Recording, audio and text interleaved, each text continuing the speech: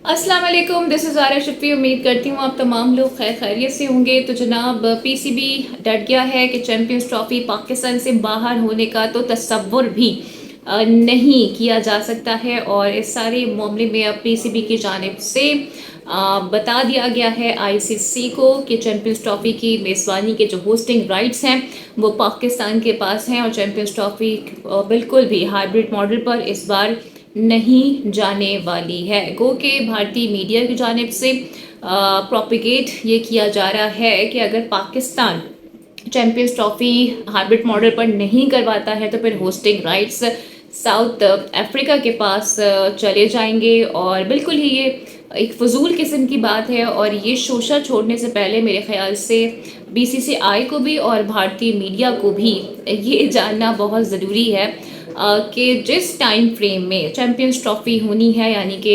19 फरवरी से, उस वक्त साउथ अफ्रीका में T20 लीग खेली जाती है और स्टेडियम दस्तयाब ही नहीं होंगे कि चैम्पियंस ट्रॉफी वहाँ पर हो सके।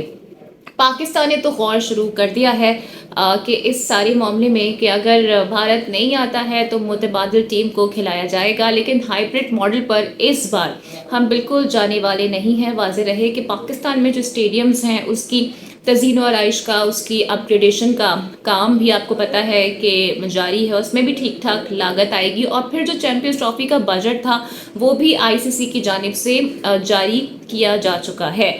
तो यहाँ पर जी भारत को अब ठोस वजूहात बतानी होंगी, क्योंकि जाहिर है कि सबको ही पता है कि इस मामले में पॉलिटिकल एक्सपेक्ट ही आगे रखा जा रहा है। और शायद यही वजह थी कि भारत की जानिब से इतनी ज़्यादा इसमें ताख़ीर की गई। और कुछ टाइम पहले ही ये बताया गया एक तरीके से कि भारतीय टीम पाकिस्तान ट्रेवल नहीं कर रही है to play Champions Trophy in 2025।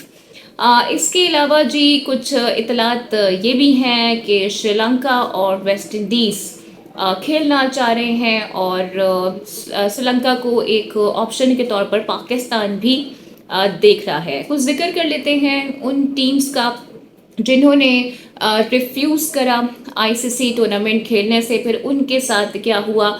West Indies और ऑस्ट्रेलिया 1996 में श्रीलंका नहीं गए थे। फिर न्यूजीलैंड कीनिया नहीं गया था इन 2003। और इंग्लैंड जिम्बाब्वे नहीं गया था 2003 में। और आपको याद होगा 2003 के वर्ल्ड कप में कीनिया ने सेमीफाइनल खेला था भारत के खिलाफ। और जाहिर है कीनिया इतनी बड़ी कोई टीम नहीं थी, लेकिन जाहिर है कीनिया को जो दीगर टीम्स थे जो खेलने के लिए नहीं आई थी उनके पॉइंट्स मिल गए, जिससे फोरफिट भी कहा जाता है। तो अगर भारत नहीं आता है तो फिर डेफिनेटली भारत के जो पॉइंट्स हैं वो दीगर टीम्स को भी मिल जाएंगे। और हम ये देख रहे हैं कि इस सारे मामले में अब बीसीसीआई और आईसीसी ने भी सर पकड़ लिए हैं, क्योंकि पाकिस्तान इस बार डर चुका है कि चैंपियंस ट्रॉफी हर सूरत में पाकिस्तान में होगी। और इसका तो एक हवाला भी हमारे पास मौजूद है कि 2023 के एशिया कप में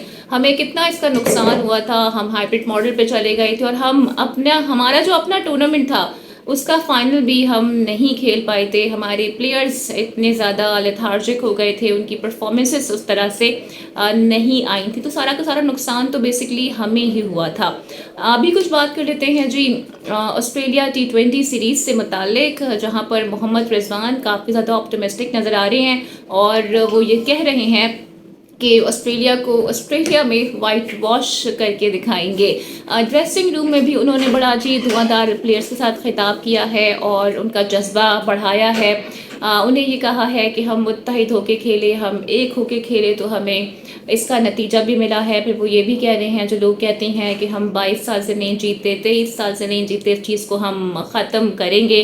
तो बड़ी ज़बरदस्त उन्होंने बातें की हैं। और डेफिनेटली ये बहुत बड़ी फतह है पाकिस्तान क्रिकेट टीम की, बिकॉज ऑस्ट्रेलिया जाके बड़ी से बड़ी टीम्स हमें स्ट्रगल करती हुई नज़र आती हैं। और bye the way Pakistan Asia में भी वो पहली टीम बन गई है जिसने 2 बायलैटरल सीरीज़ में ऑस्ट्रेलिया को हराया है। अदरवाइज तो एशियन टीम्स वहाँ पर खेली हैं, उन्होंने सिर्फ एक ही दफ़ा ऑस्ट्रेलिया को हराया है। तो देखते हैं कि पाकिस्तान टीम T20 सीरीज़ में क्या करती है। जीत का जो मोमेंटम बना हुआ है उम्मीद करते हैं और दुआगो भी हैं कि पाकिस्तान उसे कंटिन्यू भी रखेगा। मोहम्मद रिजवान ये भी कह रही हैं कि जो हमारा हदफ है वो अब चैम्पियंस ट्रॉफी है, वर्ल्ड कप है और ओलंपिक्स है, जिसमें हमें जीतना है। तो मोहम्मद रिजवान के जो अज़ाइम हैं बड़े ख़तरनाक नज़र आ रहे हैं और देखते हैं जी कि T20 सीरीज़ का नतीजा क्या निकलता है। And by the way Noman Ali को ICC ने प्लेयर ऑफ द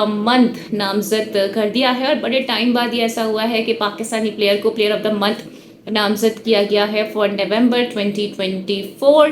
और जाहिर है कि उनकी जो परफॉर्मेंस रही थी अगेंस्ट इंग्लैंड, जहां पर साजिद खान ने और नुमान अली ने तकरीबन 4 इनिंग्स में 39 विकेट्स हासिल की थी। नुमान अली ने इंडिविजुअली 20 विकेटें ली थी, 78 रन स्कोर किए थे और यही वजह है कि ICC की जानिब से उन्हें एक तरह से 27 दी गई है उनकी खिदमात के एतराफ़ में, जिस तरह से उन्होंने परफॉर्म किया है। फिर कुछ अब बात कर लेते हैं जी भारत से मुतालिक, जहां पर बॉर्डर गवास्कर अब ट्रॉफ़ी होने वाली है और इसके लिए हम ये देख रहे हैं कि सीरीज़ से मुतालिक आपको पता ही है कि जब भी कोई सीरीज़ हो रही होती है तो दोनों कैप्टन्स से रिलेटेड एक पोस्टर रिलीज़ किया जाता है।